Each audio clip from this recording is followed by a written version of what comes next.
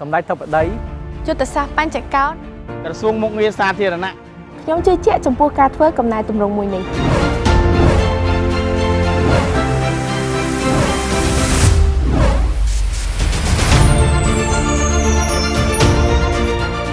ក្រសួងមុខងារសាធារណៈត្រូវបានកំណត់មុខងារធំៗចំនួន2ដើម្បីធានានូវប្រសិទ្ធភាពគុណភាពនិងសមត្ថភាពនៃការដឹកនាំនិងការគ្រប់គ្រងវិស័យមុខងារសាធារណៈនិងការកែតម្រង់រដ្ឋបាលសាធារណៈនៅព្រះរាជាណាចក្រកម្ពុជា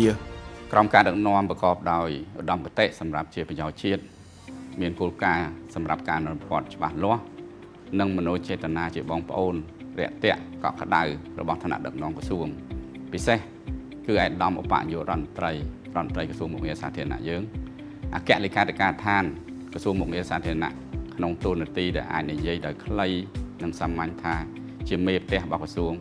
បានសម្រេចនៅសមិទ្ធផលជាមូលដ្ឋានគន្លឹះទី1គឺការរៀបចំឲ្យមានផែនការសកម្មភាពរួមសម្រាប់គ្រប់អង្គភាពក្រមវ៉ាន់ក្រសួងទី2គឺការផ្គត់ផ្គង់ធនធានហិរញ្ញវត្ថុនិងសម្ភារៈបរិក្ខារសម្រាប់គ្រប់សកម្មភាពទាំងអស់ទី3គឺការសម្របសម្រួលគាំទ្រនិងការពង្រឹងសមត្ថភាពធនធានមនុស្សតាមតម្រូវការជំនាញទី4គឺការគាំទ្រសម្របសម្រួលការអនុវត្តសកម្មភាពនិងចរន្តឯកសាររបស់ក្រសួងទី5គឺការគាំទ្រការងារនីតិកម្មដែលជាមូលដ្ឋានគ្រឹះសម្រាប់គ្រប់ការបំពេញភារកិច្ចទី6គឺការផ្សព្វផ្សាយពីការងារដែលបានខិតខំធ្វើរបស់ក្រសួងដើម្បីទទួលបាននូវការយល់ដឹងនិងការគាំទ្រពីសាធារណជននិងទី7គឺការតាមដានត្រួតពិនិត្យនិងរាយការណ៍សម្រាប់ជូនឋានៈដឹកនាំដើម្បីជំរុញលើកទឹកចិត្តនិងតម្រង់ទិសបន្ថែមក្នុងករណីចាំបាច់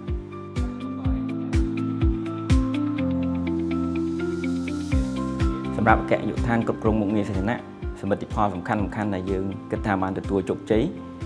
មានដូចជាការរៀបចំប្រឡងប្រជែងជ្រើសរើសក្របខ័ណ្ឌមន្ត្រីរាជការដែលយើងអាចធ្វើបានរហូតដល់42លើកហើយមានបេក្ខជនចូលរួមប្រមាណ 120,000 នាក់នេះស្ដែងអំពីមោទនភាពសម្រាប់គណៈកម្មការដែលបានរៀបចំហើយនឹងការជឿទុកចិត្តពីសំណាក់សាធារណជនក្រៅពីនេះពាក់ព័ន្ធជាមួយនឹងការរៀបចំវិវត្តប្រចាំខែគឺយើងខិតខំប្រឹងប្រែងធ្វើម៉េចឲ្យការបើកបរវិវត្តប្រចាំខែហ្នឹងបានរលូនបានតាន់ពេលវេលាជូនមន្ត្រីរាជការនៅតាមក្រសួងស្ថាប័ននិងតាមរាជធានីខេត្តឲ្យបានរៀងរាល់2សប្តាហ៍ម្ដងទៅតាមគោលនយោបាយរបស់រដ្ឋាភិបាលលើសពីនេះពាក់ព័ន្ធជាមួយនឹងការគ្រប់គ្រងមន្ត្រីរាជការយើងខិតខំពង្រឹងការងារការគ្រប់គ្រងការផ្ទេរការគ្រប់គ្រងការឡើងថ្នាក់ការតែងតាំងនិងការចូលនិវត្តន៍ជាដើមក្នុងឆ្នាំ2024នេះអគ្គនាយកដ្ឋានបានអភិវឌ្ឍប្រព័ន្ធគ្រប់គ្រងទិន្នន័យមន្ត្រីថ្នាក់ក្រោមជាតិសម្រាប់ការធ្វើបច្ចុប្បន្នភាពរចនាសម្ព័ន្ធនិងទិន្នន័យមន្ត្រីក្នុងវិស័យ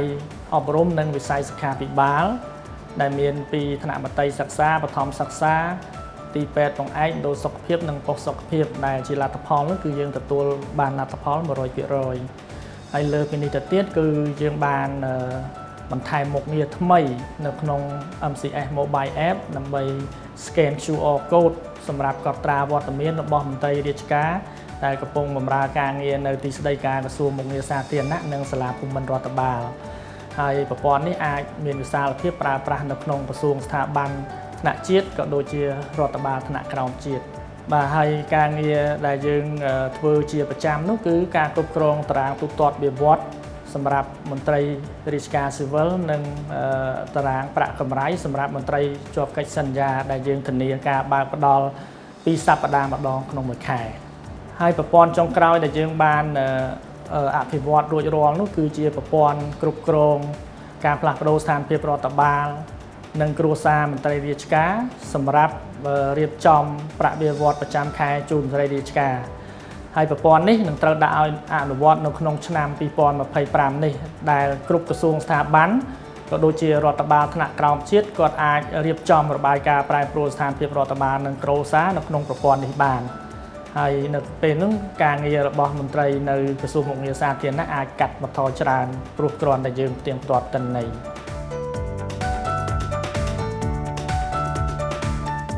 ខ្ញុំសូមជំរាបជូនថាការងារអគ្គនាយកដ្ឋានរបស់យើងខ្ញុំដែលសម្រេចបាននៅក្នុងឆ្នាំ2024នេះគឺទី1ពាក់ព័ន្ធការងារអត្ថកិច្ចគឺយើងបានពិនិត្យ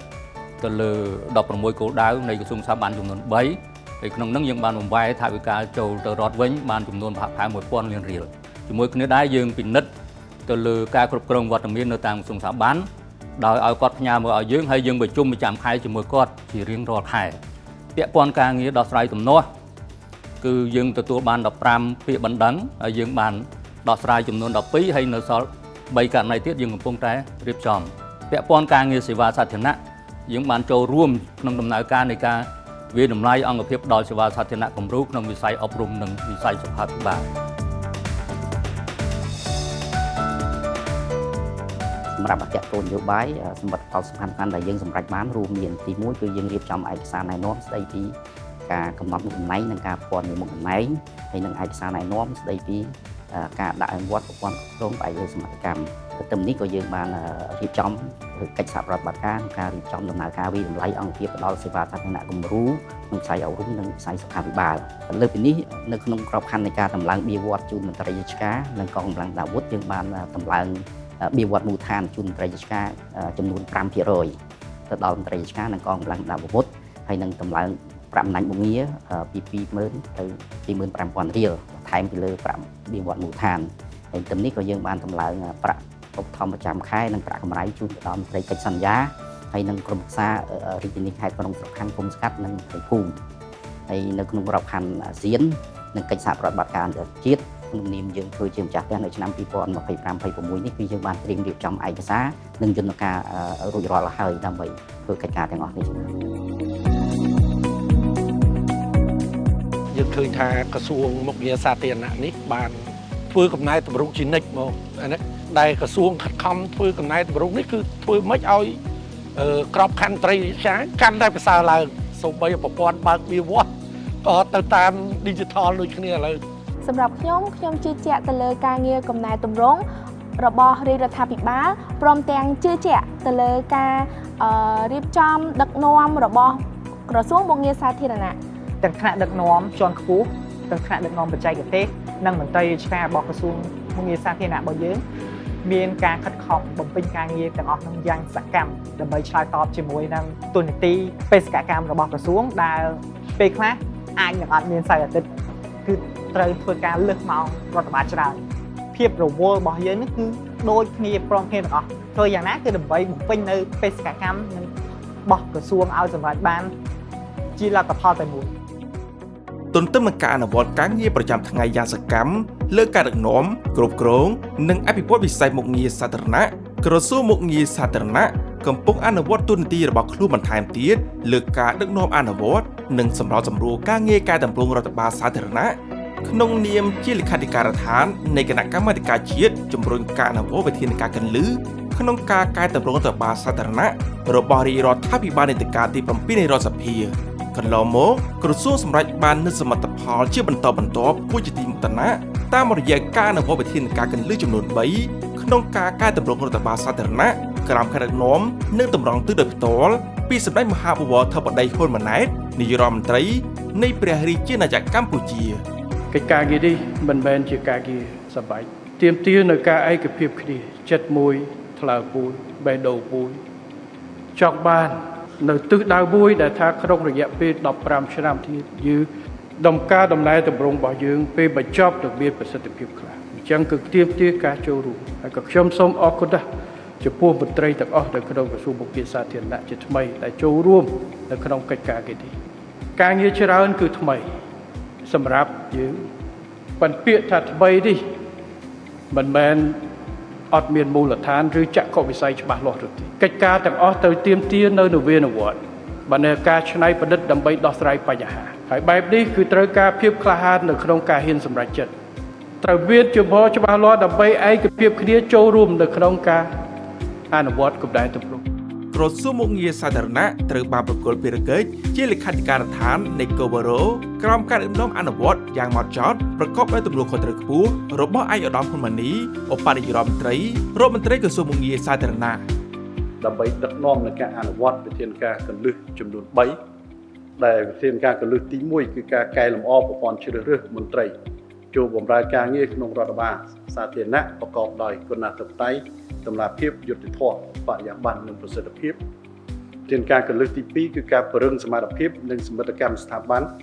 ដើម្បីលើកកម្ពស់គុណភាពប្រកបដោយវិន័យសីលធម៌វិជ្ជាជីវៈប្រសិទ្ធភាពនិងសក្តិភាព ហើយនៅវិធានការកលឹះទី3គឺការដាក់ឲ្យអនុវត្តប្រព័ន្ធលើកទឹកចិត្តគាំទ្រសមិទ្ធកម្មប្រកបដោយសុខភាពសមត្ថភាពប្រសិទ្ធភាពនិងចីរភាពផងដែរ ទី1រាជរដ្ឋាភិបាលបានដាក់ចេញនៅនិយមនីតិវិធីប្រតិបត្តិសម្រាប់ការប្រឡងជ្រើសរើសមន្ត្រីហើយទី2យើងនឹងសម្រេចឲ្យបាននៅគោលការណ៍រួមនៅក្នុងការជ្រើសរើសនិងការគ្រប់គ្រងមន្ត្រីផ្អែកលើកិច្ចព្រមព្រៀងការងារហើយទិសដៅដែលយើងត្រូវធ្វើបន្តគឺយើងត្រូវអភិវឌ្ឍថ្នាលបច្ចេកវិទ្យាព័ត៌មានសម្រាប់ការប្រឡងជ្រើសរើសមន្ត្រីហើយទី3យើងត្រូវអភិវឌ្ឍឲ្យបាននៅផែនការយុទ្ធសាស្ត្រក្នុងការជ្រើសរើសមន្ត្រីសម្រាប់ឆ្នាំ2025ទៅដល់2028 ជាការកលឹះទី2ចង់ឲ្យស្ថាប័នរដ្ឋរបស់យើងមានសមត្ថភាពខ្ពស់មុខងារច្បាស់លាស់រចនាសម្ព័ន្ធសមស្របការប្រើប្រាស់ធនធានមនុស្សថវិការបស់យើងមានប្រសិទ្ធភាពមានវិន័យសិលធម៌វិជ្ជាជីវៈដល់ចុងក្រោយគឺការផ្ដល់សេវាជូនប្រជាពលរដ្ឋបានល្អប្រសើររយៈពេល1ឆ្នាំជាងកន្លងមកការងារនេះមកដល់ពេលនេះគឺជំហានទី1នៃការពិនិត្យឡើងវិញវិភាគមុខងាររចនាសម្ព័ន្ធយើងធ្វើបានចប់សពគ្រប់បន្ទាប់ពីវិភាគមុខងារគឺយើងធ្វើបច្ចុប្បន្នភាពរចនាសម្ព័ន្ធនិងទិន្នន័យមន្ត្រីទៅក្នុងប្រព័ន្ធរបស់យើង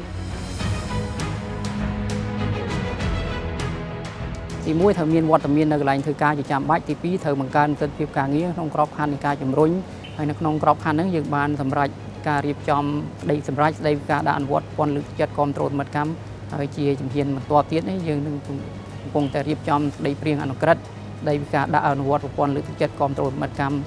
នៅរដ្ឋបាលសាធារណៈ ក្នុងការកែតម្រង់រដ្ឋបាលសាធារណៈមានឯកឧត្តមឧបនាយករដ្ឋមន្ត្រីរដ្ឋមន្ត្រីក្រសួងមុខងារសាធារណៈបានដឹកនាំកិច្ចការនេះដោយផ្ទាល់ហើយបានជំរុញកិច្ចការនេះបាទជាប្រចាំហើយឯកឧត្តមឧបនាយករដ្ឋមន្ត្រីបានបញ្ជាក់ឲ្យថាក្រសួងមុខងារសាធារណៈគឺធ្វើជាគំរូនៅក្នុងក្របខ័ណ្ឌនៃការពិនិត្យឡើងវិញនិងការវិភាគមុខងារ ការរួមចំណែករបស់យើងទាំងអស់គ្នានៅថ្ងៃនេះនឹងផ្ដល់នៅផ្លែផ្កាជីវវិជ្ជមានដល់កូនចៅចំនួនក្រោយក៏ដូចជាខ្លួនយើងផ្ទាល់ក៏ដូចជាសង្គមជាតិរបស់យើងទាំងមូលនាពេលបច្ចុប្បន្ននេះនិងថ្ងៃអនាគតផងដែរ ថ្នាក់ដឹកនាំចំនួនមុនបានលះបង់តួនាទីភារកិច្ចក្នុងក្របខ័ណ្ឌអង្គនីតិប្រតិបត្តិដើម្បីអ្នកចំនួនក្រោយហើយអ្នកចំនួនក្រោយត្រូវថែរក្សាសមិទ្ធផលដែលអ្នកចំនួនមុនបានកសាងខំប្រឹងប្រែងរែកពុនម្ចាស់ការហើយនឹងអភិវឌ្ឍប្រទេសជាតិបន្តថែមទៀតចឹងមកប៉ុណ្ណេះក្នុងក្របខ័ណ្ឌខ្ញុំជារដ្ឋមន្ត្រីក្រសួងមុខងារសាធារណៈហើយនឹងថ្នាក់ដឹកនាំនៃក្រសួងមុខងារសាធារណៈទាំងអស់គឺយើងយល់ច្បាស់ទៅលើចំណុចនេះ